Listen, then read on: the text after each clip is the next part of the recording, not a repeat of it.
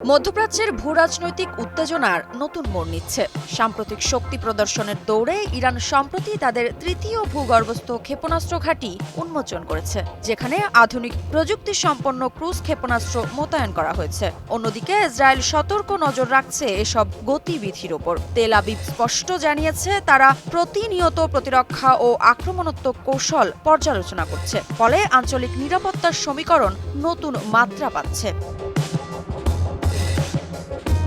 রুশ সংবাদ সংস্থা স্পুটনিকের প্রতিবেদনে বলা হয়, ইরানের নতুন ক্ষেপণাস্ত্র ঘাঁটিটি দেশটির দক্ষিণাঞ্চলে অবস্থিত। এটি অত্যাধুনিক ক্রুজ ক্ষেপণাস্ত্র সহ সাজানো হয়েছে, যা শত্রুর যুদ্ধজাহাজ লক্ষ্যবস্তু করে আঘাত আনতে সক্ষম।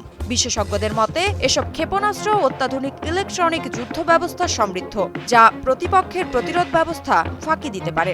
ইসলামী বিপ্লবী গার্ড কর্পস আইআরজিসি নৌবাহিনীর নতুন ক্রুজ ক্ষেপণাস্ত্র কদ্দর 380 1000 কিলোমিটারের বেশি দূরত্ব পর্যন্ত লক্ষ্যবস্তুতে আঘাত হানতে সক্ষম।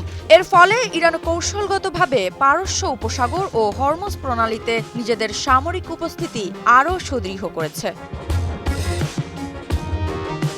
ইরানের সামরিক মহড়া নিয়ে সরাসরি প্রতিক্রিয়া না দিলেও ইসরায়েলের সেনাবাহিনীর মুখপাত্র রিয়ার অ্যাডমিরাল ড্যানিয়েল হাগারি জানান, তাদের সামরিক বাহিনী সবসময় প্রতিরক্ষা ও আক্রমণাত্মক প্রস্তুতি বজায় রাখে। তবে ইসরায়েলের প্রধানমন্ত্রী বেনিয়ামিন নেতানিয়াহুর দপ্তর এ বিষয়ে কোনো মন্তব্য করতে অস্বীকৃতি জানিয়েছে।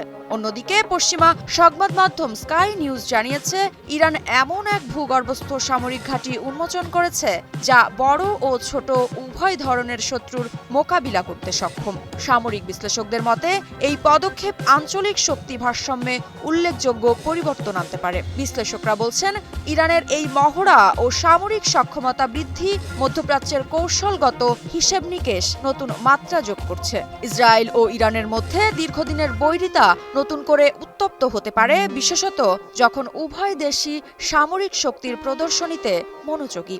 এর মধ্যে ইরানের সামরিক বাহিনীর সমন্বয় বিভাগের উপপ্রধান রিয়ার অ্যাডমিরাল হাবিবুল্লাহ সাইয়ারি জানিয়েছেন, সম্প্রতি অনুষ্ঠিত জুলফিকার 1403 যৌথ সামরিক মহড়ায় 160টির বেশি বিশেষায়িত সামরিক অনুশীলন সফলভাবে সম্পন্ন হয়েছে। এই মহড়াগুলো ইরানের সামরিক দক্ষতা বৃদ্ধিতে গুরুত্বপূর্ণ ভূমিকা রাখবে। দেশ জুড়ে তোলপাড় ওয়ালটন ফ্রিজ কিনে আপনিও হয়ে যেতে পারেন মিলেনিয়ার।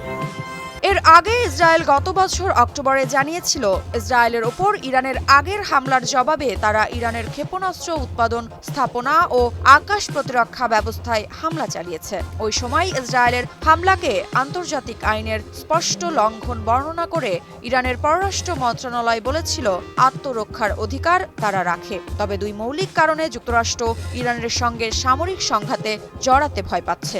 প্রথমত, যুদ্ধ কোনো একটি অঞ্চলের মধ্যে সীমাবদ্ধ থাকবে না, এবং দ্বিতীয়ত, ইরানের বিরুদ্ধে সরাসরি যুদ্ধ মার্কিন সেনাদের জন্য হবে প্রথম ও নতুন অভিজ্ঞতা। কিন্তু ইরানের বহু বছরের যুদ্ধের অভিজ্ঞতা রয়েছে এবং বর্তমানে দেশটি সামরিক দিক দিয়ে স্বয়ংসম্পূর্ণ।